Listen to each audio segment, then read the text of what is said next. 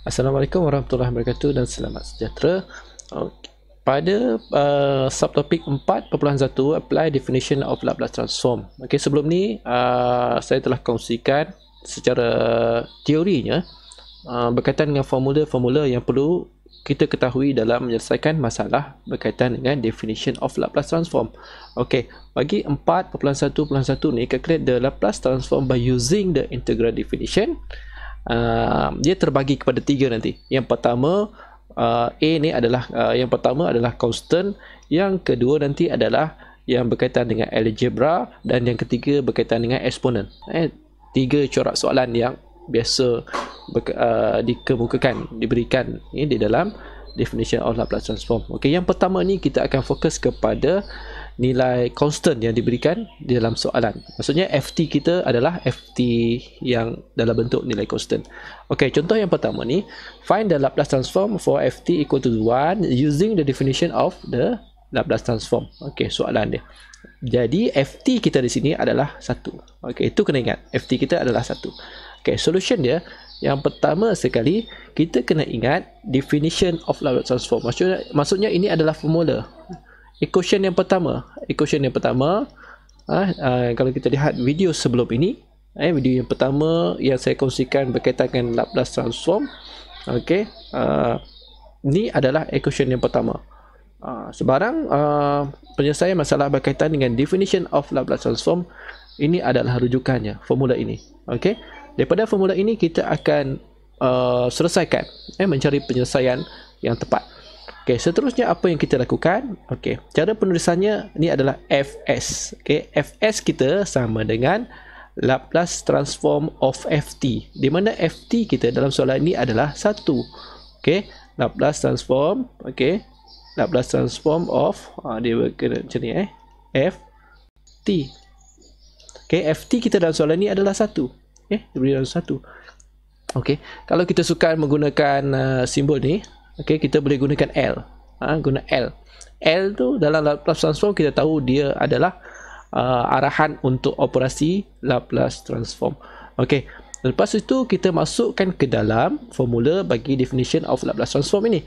Jadi, kamiran kosong hingga infinity E negatif ST darab dengan FT. Okey, FT kita dalam soalan ini adalah 1. So, darab dengan 1 dt. Itu adalah langkah yang pertama. Maksudnya apa? Maksudnya kita masukkan nilai FT di dalam formula. Okey, nilai FT. FT ni apa?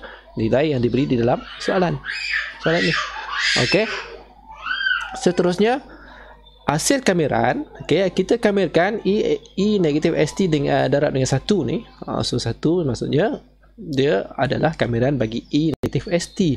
Bagi kamiran E negatif ST sama dengan, okey, ingat balik kaedah kamiran bagi eksponen. Okey, eksponen, E ni eksponen. Walaupun kita berbincang berkaitan dengan constant, constant ni merujuk kepada apa? Constant ni merujuk kepada FT yang diberi dalam soalan.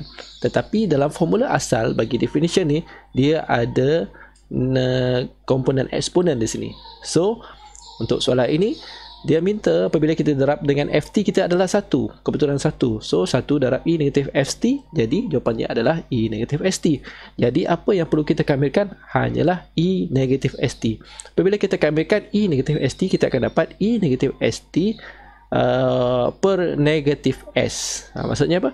Maksudnya yang denominator ni adalah D per dt bagi E negatif ST. Okey. D per dt negatif ST, kita akan dapat negatif S. Okey, negatif S jawapan dia. Dia punya limit ada kosong hingga infinity. Okey, ni part yang pertama. Ingat balik, ulang kaji balik kaedah untuk integration. Di dalam integration biasa kita banyak guna X kan. Dia umpama E negatif, kalau T tu kita ganti dengan X, dia akan jadi E negatif SX. Maksudnya kalau kita integrate ini, kita akan dapat E negatif SX, yang satu kita tulis, dan kita differentiate E negatif SX, kita akan dapat negatif S. Okey, tetapi dalam Laplace transform kita gunakan T di sini. Kita akan guna T. Okey, kita tak guna X. Okey. Itu dia punya sedikit ulang kaji berkaitan dengan pembelajaran yang lepas. Okey. Seterusnya kita masukkan limit ataupun nilai t, nilai t yang diberi, iaitu 0 hingga infinity. Jadi E negatif S darab infinity t kita per negatif S tolak E negatif S darab 0. Ini limit dia, ini limit kita.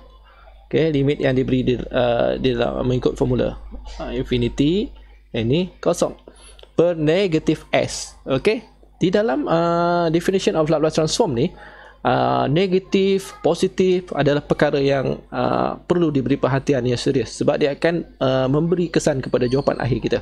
Okey, lepas kita masukkan nilai limit ataupun limit upper and lower limit di dalam kita punya penyelesaian ni, kita akan dapati E negatif S darab infinity per negatif S, kita akan dapat 0. Okey, penyelesaiannya adalah 0. Okey, ini adalah 0 sebab didarabkan dengan infinity, akan dapat 0. Okey, E negatif S darab 0. Negatif S darab 0 adalah 0. E kosong 0 adalah 1. Okey, ni negatif darab dengan negatif ni, kita akan dapat positif. Itu penting, kena beri perhatian yang betul di situ. Jadi jawapan kita adalah 0 tambah 1 per S, dan final answer kita adalah 1 per S. So, apabila soalan minta kepada kita FT kita adalah 1, dan kita selesaikan dengan menggunakan kaedah definition ni, akhirnya kita akan dapat jawapan kita adalah 1 per S. Okay, itu adalah contoh yang pertama untuk yang saya bawakan untuk penerangan berkaitan dengan apply definition of Laplace transform apabila FT kita adalah constant, nilai constant.